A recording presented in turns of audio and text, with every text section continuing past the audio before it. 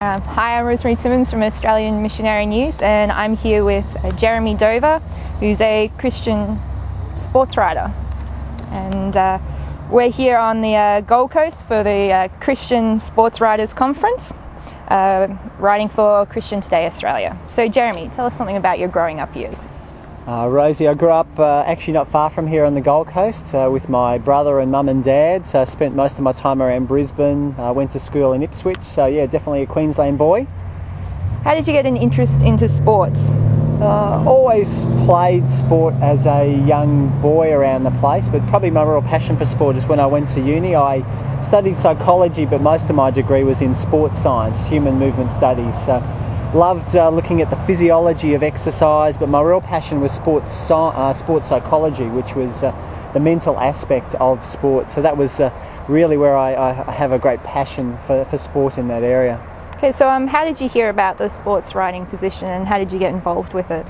Well, Australian Missionary News' Mark Tronson was the man that gave me a call, asked if I would be involved, and probably the thing that really inspired me about the whole thing was the gospel opportunities. Christian Today Australia have a real gospel focus, and that was just exciting to think of a new medium like this, news on the internet, to be able to share sport but also share God's love with people all around Australia and around the world.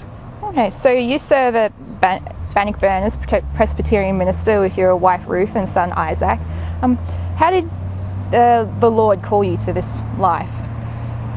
Good question. I suppose reflecting back, I think all of our life is supposed to be worship. We're all supposed to worship God with all of our lives, and I was very passionate about trying to serve the Lord, but I suppose there was a special calling that God wanted me to be involved preaching God's word, and that was a real exciting thing. And you're very passionate about chaplaincy, all areas of chaplaincy, because for me chaplaincy is taking the church and taking it into the community. So that was probably a real fire in the belly that I had for actually trying to get God's word out into the community. Okay. What wisdom do your faith mentors impart, and what insights might you offer to other young people like yourself who are following Christ? Yeah, good question. Probably a story. There's probably a time not long ago in my life where I was having a difficult time, really struggling, and I kept sort of thinking, if only I had better circumstances, if I had more money or a better house or better resources or a better boss, all those type of things. But after that experience, I really felt God was saying, just be faithful where you are.